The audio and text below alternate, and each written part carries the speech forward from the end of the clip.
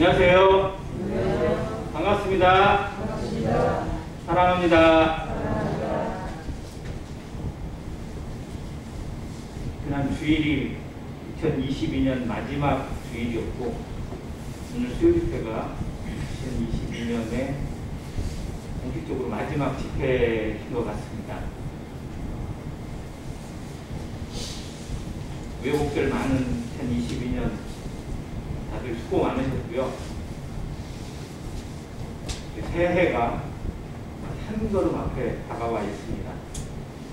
어떻게 보면 카렌다도 바뀌고 숫자도 바뀌고 모든 것이 바뀌는 거지만 실상 따져보면 날짜 하루 더 가는 거거든요. 그런데 느낌은 너무 많이 다릅니다. 또 한 살을 먹게 되는구나, 또 한 해가 시작되는구나, 여러 생각들이 주마등처럼 지나가는데 남은 3일의 기간 동안 우리 삶을 다시 한번 되짚어보고 하나님과의 아름다운 결산이 되어지고 또 새로운 계획 속에서 비전으로 세워지는 그런 시간이 되기를 주님의 이름으로 간절히 축원합니다. 먼저 신명기 말씀 한 구절 찾아보겠습니다. 신명기 6장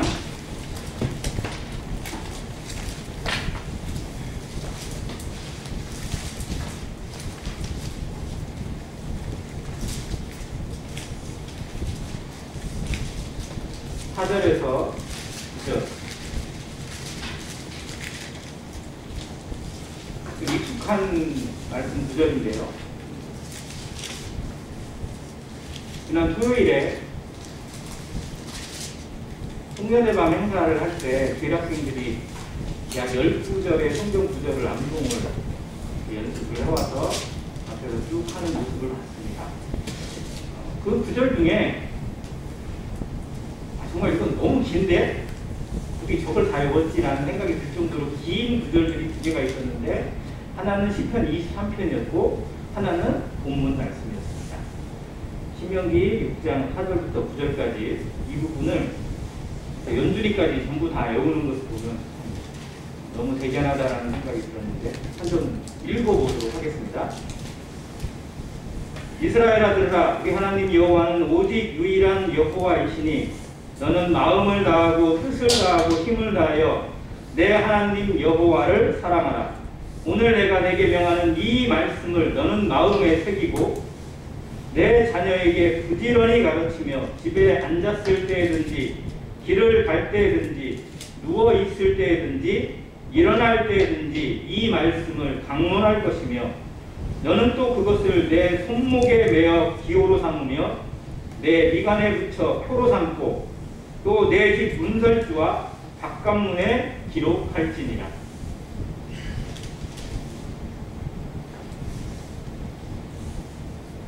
주학생들도 이 말씀을 좋아하는데 이 말씀을 진짜로 좋아하는 사람들은 이스라엘 백성들입니다. 이스라엘 사람들에게 이 말씀은 성경에 어떻게 보면 수많은 말씀들 가운데서도 가장 아끼고 정말 입이 닳도록 달달달달 외우는 말씀이기도 합니다. 특별히 이스라엘 사람들에게 이 말씀을 뭐라고 부르냐면 쉐마라고 부릅니다. 우리가 흔히 쉐마 이런 말들을 쓰는데 이게 이 구절이 이스라엘 사람들에게 쉐마예요. 그래서 이 구절은 특별히 더 간수하고 특별히 더 보관하고 특별히 더 지키려고 정말 많이 노력을 합니다. 이 말씀을 쉐마라고 부르는 이유가 뭐냐면 첫 구절에 있는데요. 이스라엘아 들으라. 이 말씀이 히브리어로 쉐마 이스라엘입니다. 그러니까 쉐마라는 뜻이 뭐냐면 들으라라는 뜻입니다.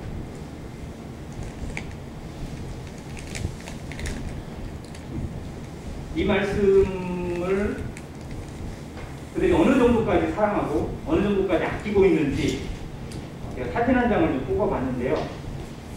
잘 나오지는 않는데 잘 안 보일 수도 있습니다. 한 남자가 보이시나요? 네. 군인 같죠? 이 남자가 이스라엘 사람 남성입니다. 머리에는 뭔 이상한 걸 하나 썼어요. 그리고 이마에 뭔가 이렇게 좀 프레쉬가 아니고 뭔가 이렇게 툭 튀어나온 게 하나 있습니다. 그리고 이 오른손 이 팔뚝 있는 쪽에 보면 또 뭐 하나가 또 있어요. 이게 이 말씀을 그대로 문자 그대로 지키는 이스라엘 사람들의 모습입니다.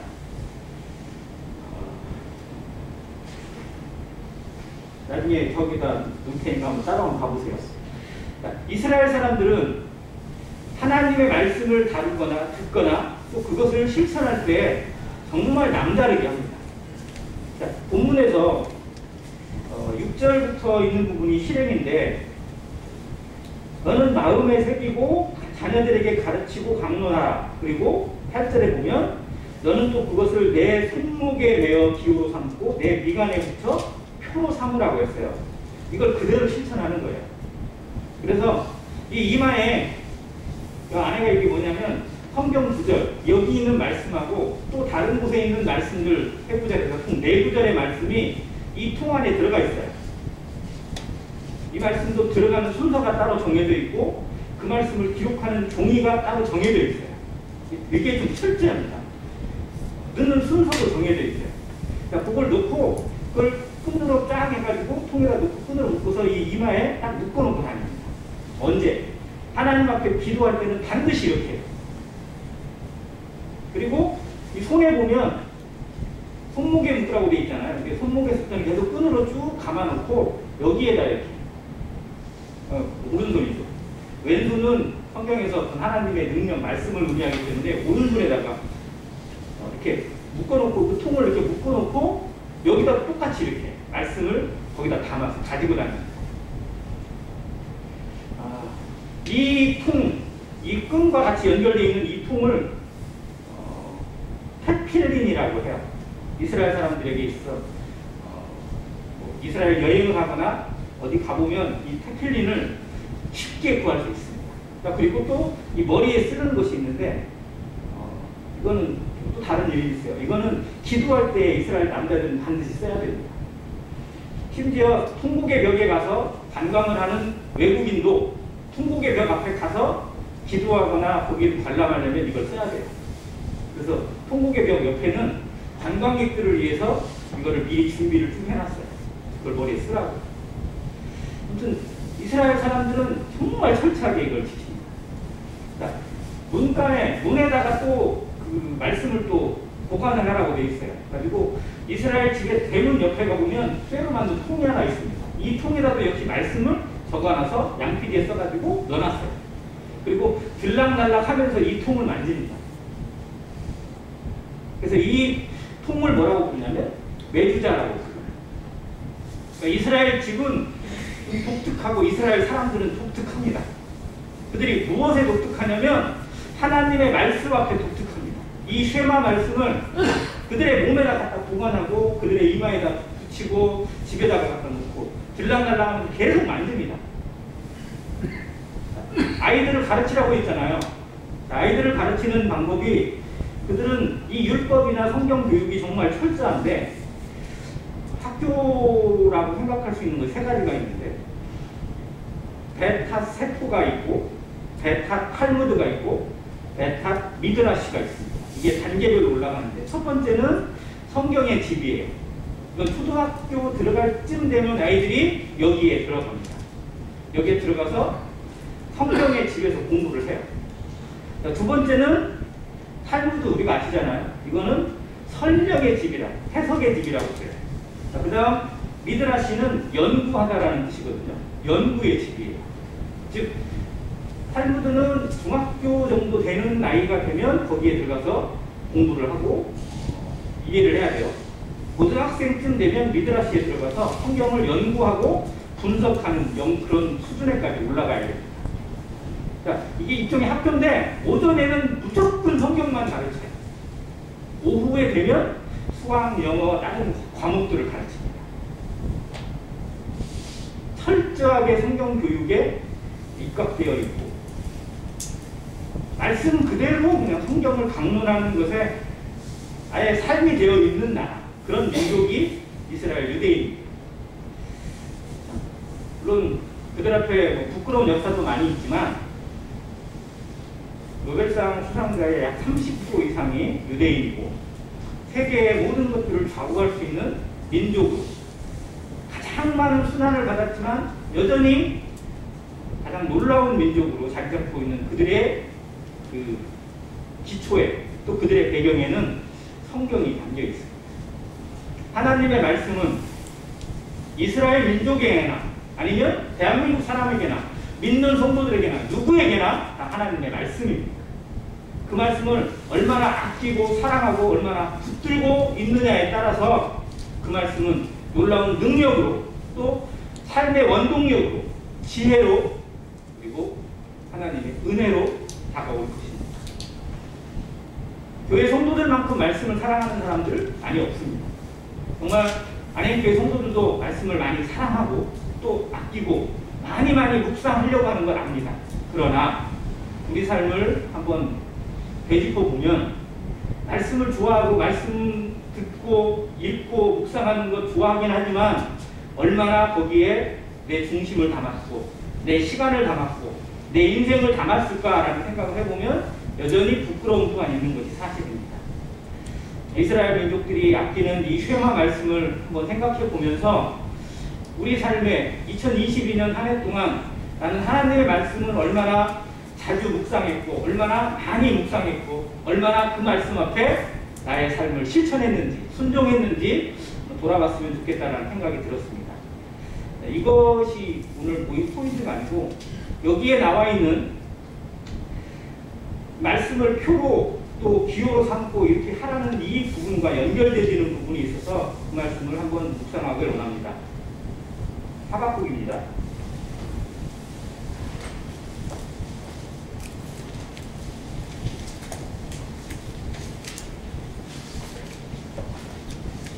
하박국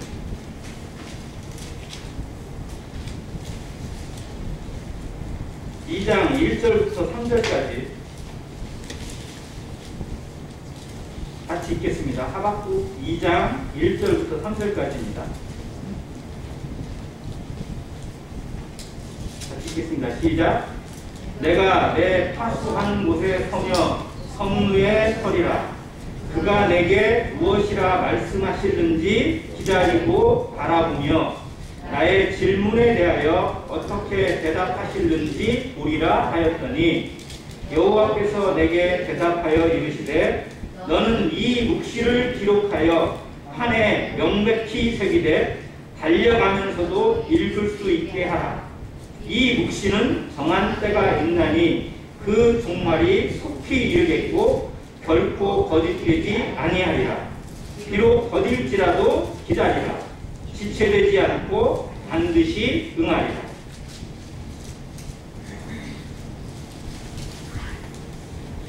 하박국 선지자를 통해서 보여주시는 하나님의 말씀 하면 우리에게 딱 떠오르는 구절이 하박국 3장 16절 이하입니다. 무화과 나뭇잎이 마르고 포도 열매가 없으며 이 찬양이 떠오릅니다. 신나고 즐겁고 또 주약분들이 너무 좋아하는 찬양이긴 한데 그 찬양이 나오기까지 배경을 살펴보면 참으로 놀랍습니다. 가장 안 좋은 상황에 하박국이 하나님의 말씀을 선포하던 이때는 유다 민족들에 있어서 최악의 상황입니다. 희망이 보이지 않는 암담한 현실이었어요. 그래서 1장에 보면 하박국이 하나님 앞에 정말 마치 원망하듯이 쏟아놓는 불만과 질문이 있어요. 하나님이 어떻게 악인이 형통하는 걸 그대로 내버려 두십니까? 어떻게 의인들이 고난받는 것을 그대로 방관하십니까? 이 민족이 이렇게 이방인들에게 핍박을 받고 멸시를 받았는데 왜 하나님은 가만히 계십니까? 뭐 이런 식이에요. 요시야 왕이 죽어버렸어요. 그렇게 하나님의 말씀을 사모하고 말씀대로 살고자 했던 요시야 왕이 갑작스럽게 죽고 나서 엉뚱하게 세워진 왕이 정말 하나님을 무시하는 그런 상황 가운데서 이제 이방인들에게 다른 나라들에게 놀이객감이 되고 있는 유다 민족의 마지막을 보게 됩니다. 그런 상황이었어요. 하박국이 정말 하나님의 눈으로 자기 선지자의 눈으로 봤을 때 현실이 너무 안타까운 거예요. 우리 민족이 정말 장차 어떻게 될 것인지 내일을 기약할 수 없는 그런 상황 가운데 하나님 앞에 원망과 또 질문을 쏟아놓는 것, 그런 내용입니다. 그런데 2장 1절에 보면 하나님의 응답이 와요. 하나님이 그 하박국의 질문과 그 기도에 응답해 주시는 내용이 2장 1절부터 3절입니다. 근데 그 응답을 받는 자세가 중요해요. 우리가 하나님 앞에 이해되지 않는 상황을 만나고 어려운 하루하루를 만났을 때, 또 정말 넘기 힘든 산과 벽을 만났을 때 기도하고 간구하고 또 때로는 원망을 쏟아놓기도 합니다. 과연 그때 우리는 어떤 자세로 하나님의 응답을 기다리고 듣는가요? 중요한 건 기도를 한 것이 중요한 게 아니고 기도의 응답을 어떤 자세로 듣고 있느냐가 더 중요합니다. 2장 1절에 보니까 내가 내 파수하는 곳에 서며 성루에 서리라. 그는 기도하고 멈추지 않았습니다. 자기의 일에 대한 철저한 모습을 가지고 있고요. 하나님 앞에 더 가까이 가는 모습으로 기도의 응답을 기다리고 있습니다. 파수하는 곳에 섰다라는 의미, 그리고 성루에 선다라는 의미가 뭐냐면 민족을 사랑하는 자기의 열정을 그대로 보인다는 거고요. 맡긴 일에 최선을 다하고 있는 모습을 의미합니다. 성도의 삶에서 기도했으니까 됐다가 아닙니다. 기도하고 나의 자세는 어떠한지 살펴야 합니다. 기도했으니까 하나님 알아주시겠지 아니라 기도하고 그 기도에 합당한 교회와 성도의 자세가 되어 있지 못하다면 하나님이 주고 싶어도 주실 수 없는 상황입니다. 나의 근시 채워져야 되고 나의 자세가 하나님 앞에 바로 서야 합니다. 그래서 맡겨진 일에 최선을 다하고 그 일에 대한 누가 뭐라고 하든지 간에 그 일에 대한 충성된 마음으로 서 있을 때 나의 역할 가운데서 정말 남들에게 비교하지 않고 다른 사람이 어쩌하든지 간에 자신의 모습에서 굳건한 모습으로 하나님 앞에 서 있는 자세가 응답을 듣는 가장 아름다운 태도입니다. 그랬을 때 하나님이 그에게 말씀해 주세요.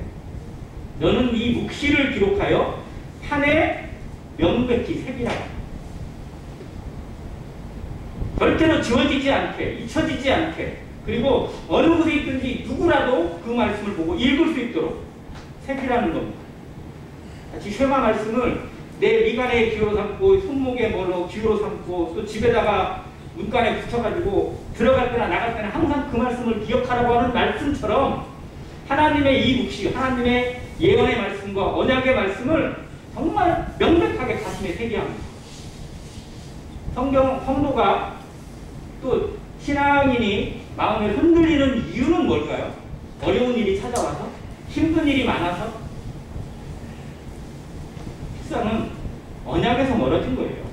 하나님 말씀에서, 하나님의 손길에서 멀어져서 우리가 힘든 것이지, 정말 하나님의 손에 굳건히 붙들려 있는 성도는요, 그 어떠한 환난에도 오히려 더 담대해지고 더욱더 주님과 똘똘 뭉쳐있는 진짜 연합의 모습, 함께하는 동역의 모습을 온전히 보이게 됩니다.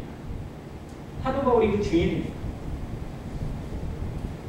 하나님 믿는 사람 중에 사도 바울보다 더 많은 핍박을 받고 환난을 받은 사람은 아마 찾아볼 수 없을 겁니다.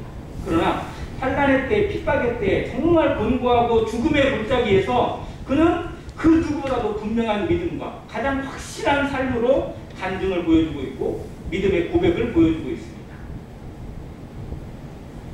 그의 마음에 얼마나 명백하게 새겨져 있는지, 그를 부르신 부활하신 예수 그리스도, 나는 네가 핍박하는 예수다라는 그 음성이 그의 삶을 끝까지 흔들리지 않게 지켜주고 있는 주춧돌이 되었습니다. 우리의 삶을 움직이고 나의 하루하루를 이끌어가는 힘의 원동력이 어디에 있어야 할 것인지를 한번 생각합니다. 내 마음에 얼마나 새겨져 있는지, 얼마나 분명하게 내 마음에 새겨져 있는 말씀이고 언약이고 명령인지 이 말씀을 한번 생각하면서 비교해봤습니다. 2022년 한 해 쭉 한번 돌아보니까 좋았던 기억보다 우울하고 슬픈 그런 일이 훨씬 많았던 것 같아요. 특별히 코로나 생각하면 정말 여기 계신 분들 쭉 보니까 다 한 번씩 다 거친 것 같아요. 심지어 어떤 분은 거기에 걸려서 응급실까지 실려가고 정말 고생 많이 한 분도 정말 많이 계실 정도고 올 한 해 모든 성도들에게 또 대한민국 모든 사람들에게 정말 잊을래야 잊을 수 없는 하나의 이름이 코로나였을 겁니다. 또 그거에도 우리 마음을 아프게 하고 또 아쉬운 것들이 정말 많았겠죠. 그런데 그 모든 것을 능히 이기고도 남은 그 모든 것이 다 잊혀질 만한 하나님과의 관계가 내게 얼마큼 만들어져 있었는지, 얼마나 끈끈하고 얼마나 단단한 하나님과의 관계 속에서 하나님과의 교제를 이루고 말씀의 그 깊이를 탐구해 나가고 말씀의 능력을 맛보면서 살았는지 생각해 보면 그게 더 아쉬움이 됩니다. 하박국이 받은 말씀 3절에 있습니다. 이 묵시라고 기록했어요. 묵시는 다른 말로 계시이고 또 예언이라고 할 수도 있고요. 언약이라고도 할 수 있습니다. 아무튼 성경에 나타나 있는 하나님의 뜻, 하나님의 명령, 하나님의 말씀이라고 할 수 있습니다. 이 묵시는 정한 때가 있습니다. 하나님의 말씀은 항상 때가 정해져 있습니다. 그런데 중요한 건 하나님이 정하신 때를 사람이 알까요? 모를까요? 잘 몰라요. 알 것 같다가도 제대로 모르는 경우가 많습니다. 자, 내게 주어져 있는 여러 가지 일들에도 하나님의 뜻이, 하나님의 때가 정해져 있을까요? 없을까요? 있죠. 우리에게 이러한 일을 허락하신 하나님의 뜻이 있고 또 그것에 대한 어떤 결과를 볼 수 있고 어떠한 영향력을 볼 수 있는 때가 분명히 주어져 있을 것입니다. 그런데 우리가 그걸 다 알지 못해요. 알 수가 없어요. 그래서 우리에게 맡겨져 있는 말씀은 뭐냐면 기다리라는 거예요. 여기에 문제가 생깁니다. 사람이 잘 기다리나요? 집에서 기르는 강아지 이렇게 음식을 하나 딱 들고 훈련시키죠. 어떻게 하죠? 음식을 딱 들고 먹을 거 딱 들면 강아지 눈이 달라지죠. 그런데 그때 주인이 뭐라고요? 기다려. 언제까지? 언제까지 기다려야 돼요? 5초 세고 기다리는 거예요? 아니잖아요. 주인이 줄 때까지. 이게 훈련이거든요. 그런데 강아지는 훈련 잘 받아요? 안 받아요? 대부분의 강아지가 훈련을 잘 받아요. 주인 말을 잘 들어요. 왜냐하면 주인을 신뢰하니까. 저 주인은 나를 사랑하니까 분명히 줄 거야. 지금 안 줘도 반드시 줄 거야. 이런 마음으로 기다려요. 그런데 하나님을 그렇게 사랑하고 신뢰하는 성도들이 하나님을 잘 안 기다려요.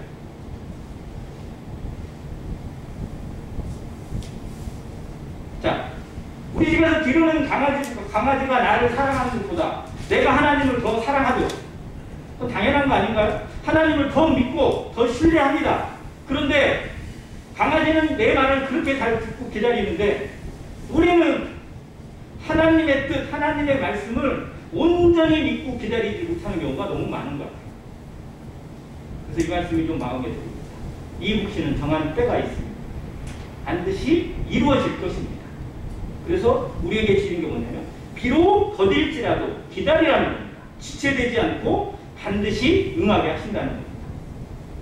하나님은 천년이 하루 같고 하루가 천년 같게 여기시는 분이십니다. 주의 오심은 어떤 이에 생각하는 것처럼 더딘 것이 아니라 오직 너희를 생각함으로 정말 간절히 사모하시면서 한 사람의 영혼이라도 구원받기를 위해서 그렇게 하시는 것이지 그렇다고 하나님이 안 오시거나 예수 그리스도가 다시 오시지 않는다는 분명히 오십니다. 성경의 모든 예언과 하나님의 말씀은 문자 그대로 반드시 다 이루어집니다. 근데 예수님도 말씀하셨잖아요. 그날과 그때는 누구만 하신다? 아버지만 하신다. 오직 아버지의 주권 안에 달려있는데 그거를 내가 어떻게든 취하고 싶은 마음이 사람에게 있어요. 그래서 하나님의 때가 아니라 내 때로 바꾸고 싶은 욕심이 기도를 어렵게 만듭니다. 관계를 어렵게 만드는 거예요. 하나님 그때가 아니고 지금 해주세요. 왜 그때까지 기다리세요? 나 지금 필요해요. 이거예요. 아이들이 부모하고 안 맞는 게 여기에요.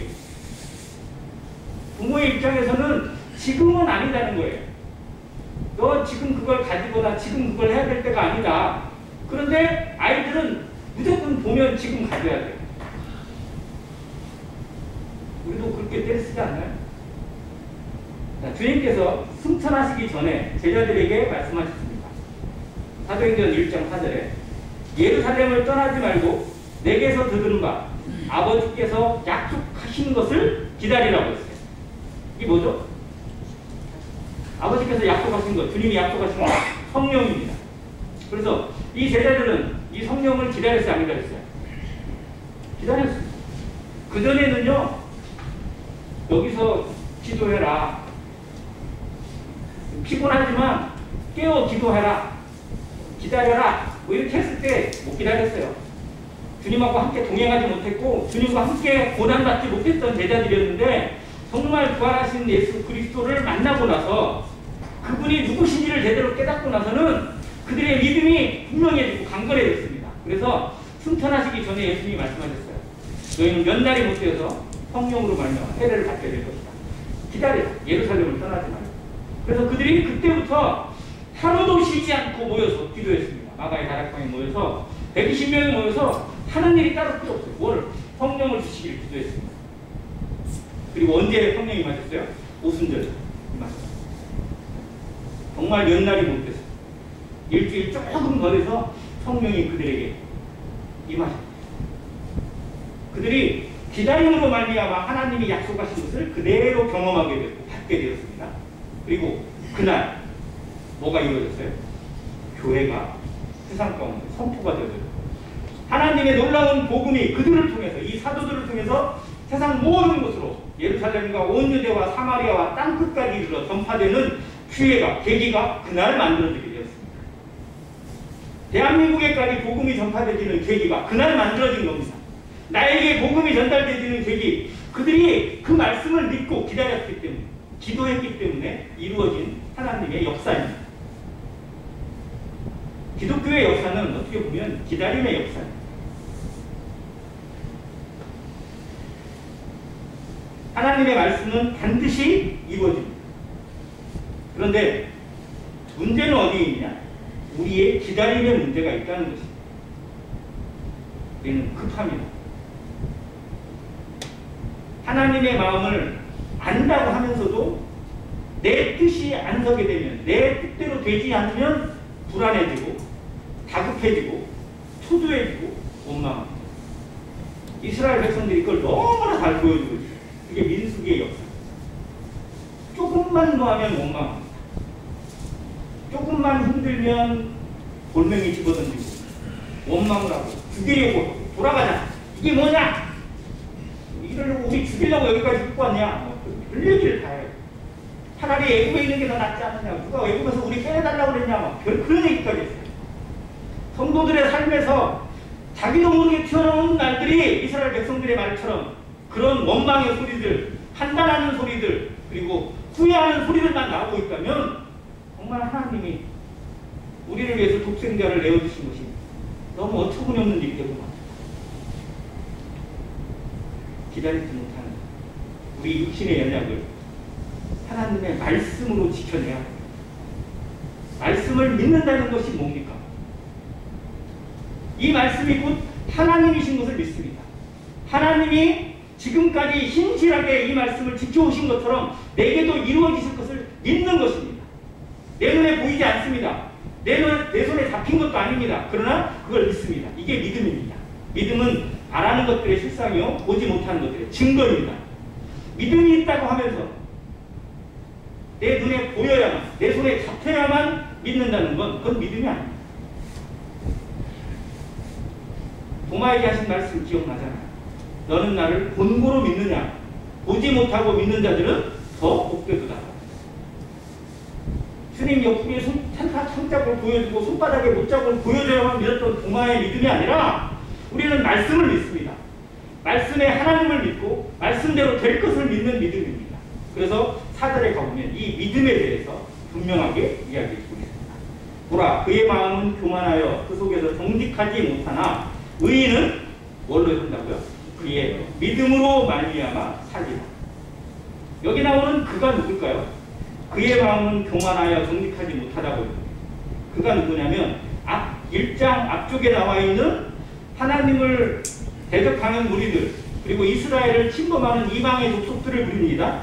또 뒤에부터 보면 5절에 그는 술을 즐기며 거짓되고 교만하여 가만히 있지 아니하고 라고 하는 말씀으로 뒤에 쭉 기록해주고 있어요.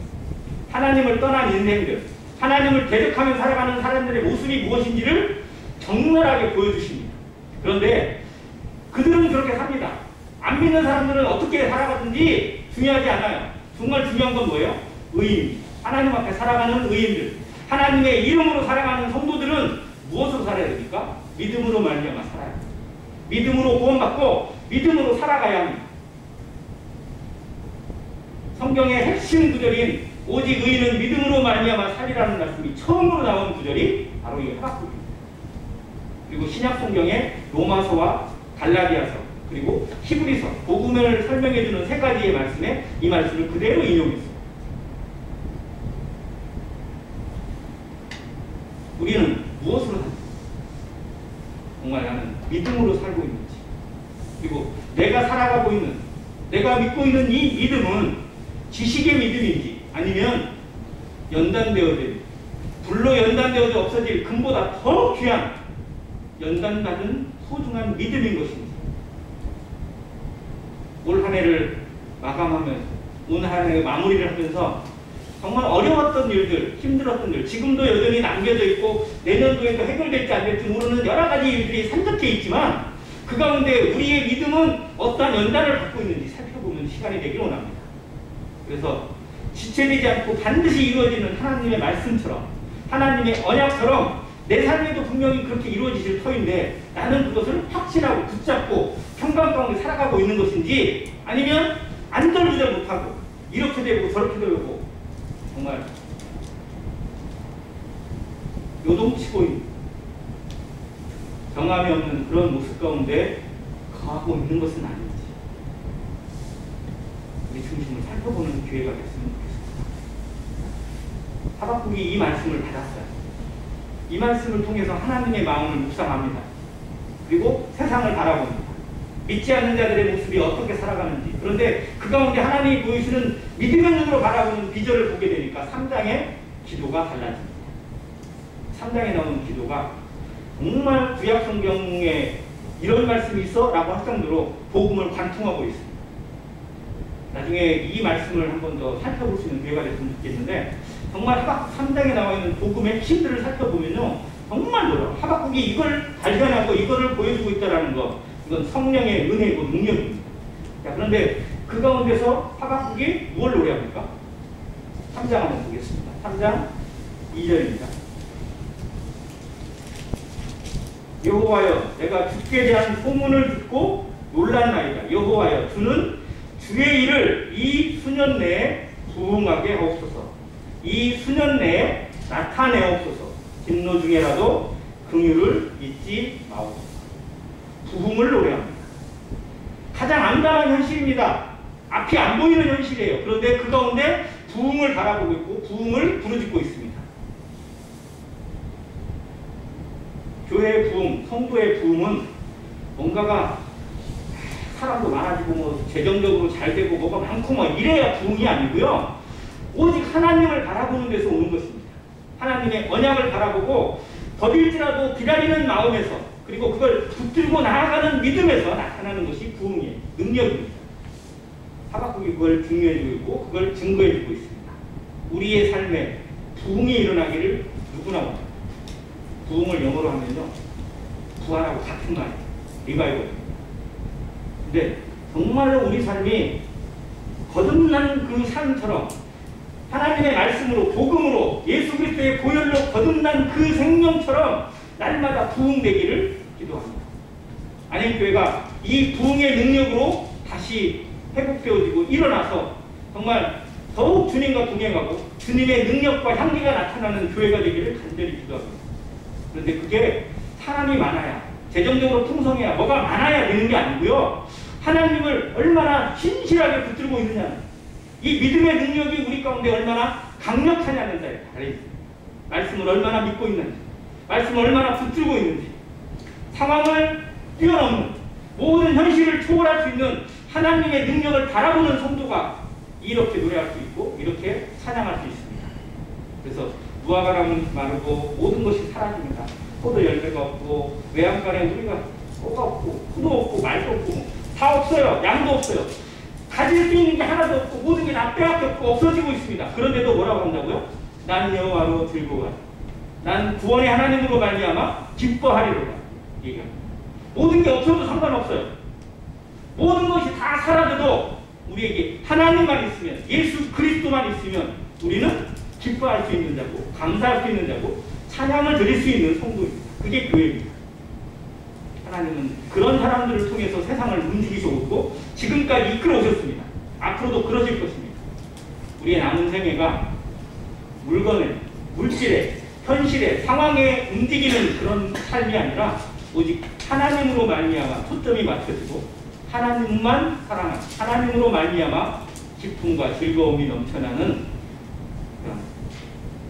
참된 기다림, 참된 인내의 삶이 되기를 간절히 바랍니다. 감사합니다.